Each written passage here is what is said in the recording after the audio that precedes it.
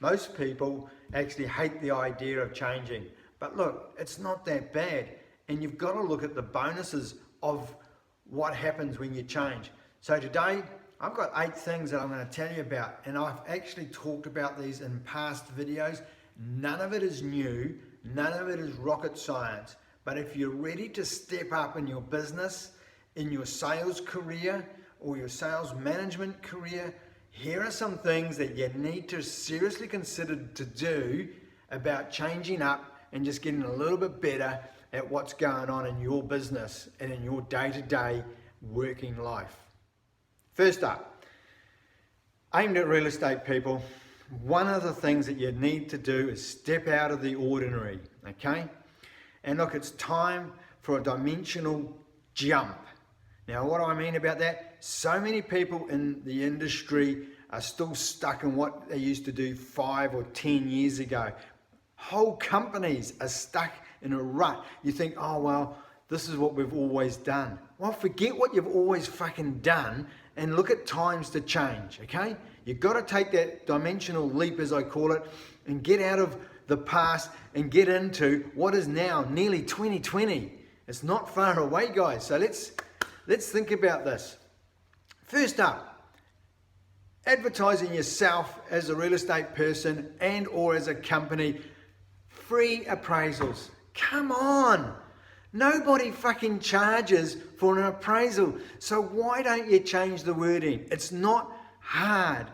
Be a little bit different from the other 15,000 real estate people in New Zealand and start being a little bit different. Be brave enough to be a bit different.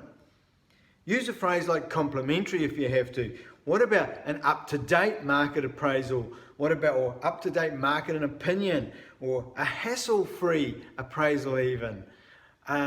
You can use a current market evaluation, anything like that.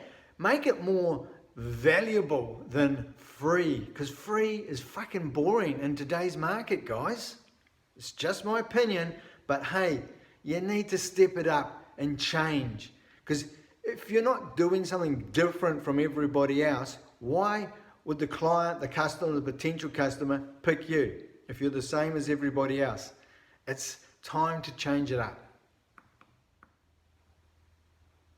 Next thing on the list, and again, I've said this before, business cards. Make sure that you're actually using your business cards. Have them with you. There's no point in getting 500 or 1,000 business cards printed and leaving them in the bottom drawer. Make sure you use them. Make sure you give them away. Attach them to brochures. Attach them to flyers. Attach them to letters. Chuck them in the mail all the time with other correspondence. Give them to people when you're talking to them. Use your business card. But hey, look, there's something even better than that. Just on here.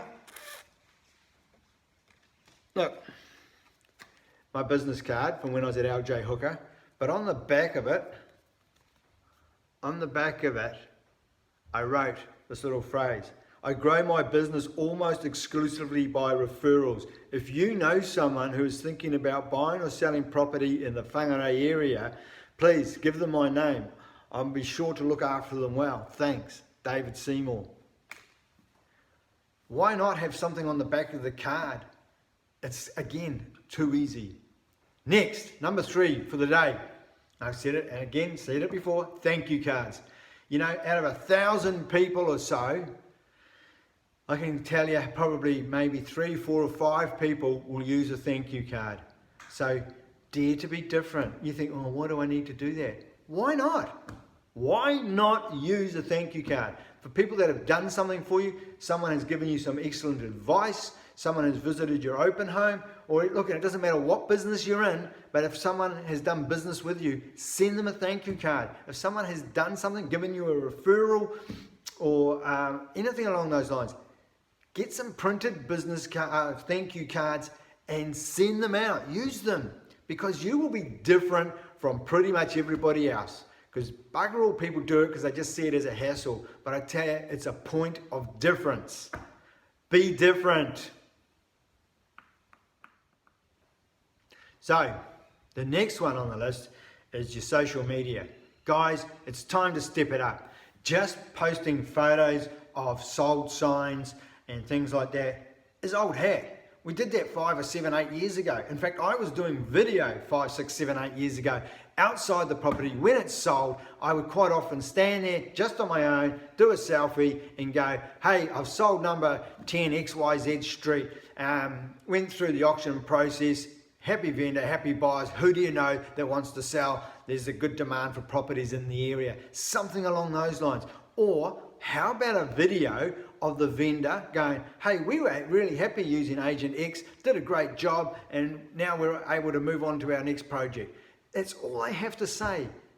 Just be really creative with it. Put a little, what they call a business card at the end of the video. Just have one made up with your name and contact numbers on it, and add that to the video. If you're not doing it live, it's really easy to do it. If you're doing it live, just make sure you add in your name and contact numbers at the end of it again. But so many people on LinkedIn, Facebook, all you're doing is putting up photos of a sold sign. Fuck me, it's boring. Everybody is now doing it. Again, 8, 9, 10 years ago when I was doing it, no one else was doing it, so it was okay. But now everybody's doing it. So be different. Because, you know, really sticking the sold sign on a board is you doing your job. That's all that is. That's what you've got paid the big bucks for. So make it work for you by getting a testimonial or by doing a little video saying, hey, I have sold number 10 XYZ Street. We had 5 offers on the property. 4 of them have missed out. So if you know of anybody else that wants to sell in the area, please let me know. I have some buyers who could be interested. You see, it's too easy just to be a little bit better, a little bit different. The other thing with social media is you need to step it up. Doing one post once a week or once a fortnight or even less is not going to get you any traction. You need to be posting every day, at least once or twice a day, every day, and have interesting content.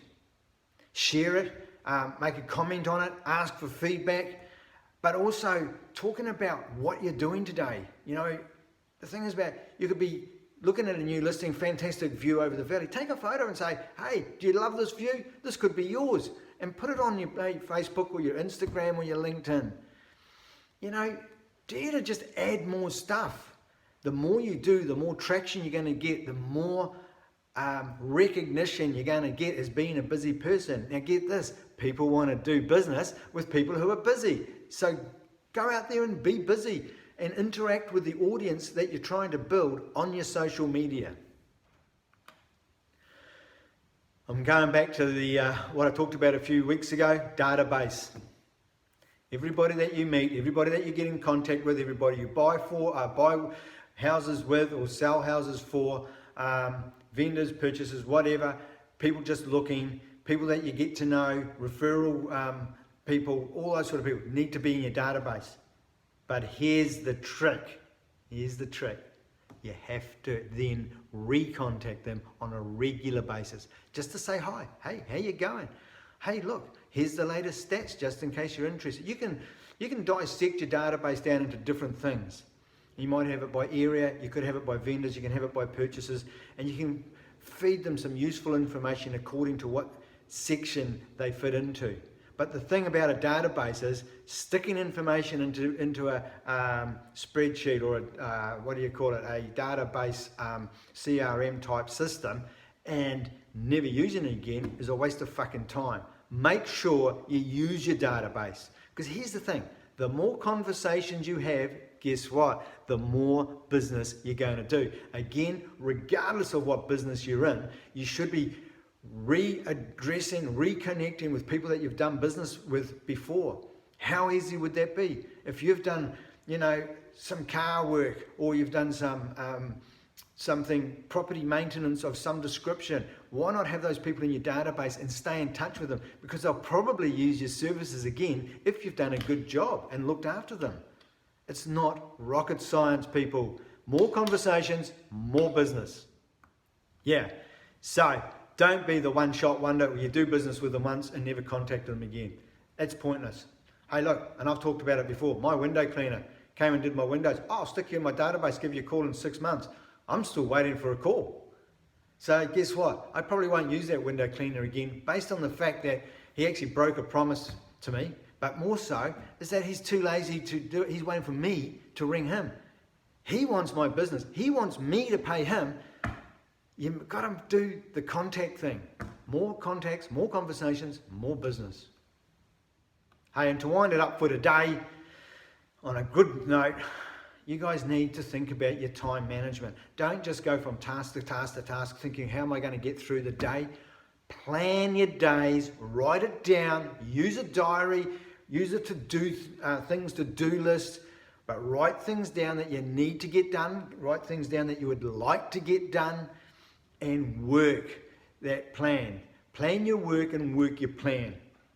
And then have some goals to actually aim for. Rather than just wander on aimlessly going, yeah, one day I might buy a new car, or one day I'm going to do this, or one day I might go on holiday. Plan it. Make some distinctive plans, some achievable plans that are going to challenge you just a little bit more. If you think you can sell 20 houses this year, or 30 cars a month, or whatever it is, or do so many X, Y, Z jobs, just make it a little bit bigger. Challenge yourself to do a little bit more. Just a little bit more. Shoot for the stars, you know. Go for it. You can do it. But the thing is, you have to write these things down. You have to revise them from time to time. And you have to actually commit to working the plan. You know, it's not that hard. I'm going to talk about those things again in more detail over the coming time. But I'm David Seymour. That's enough for today. That was the lessons of nitty gritty of selling.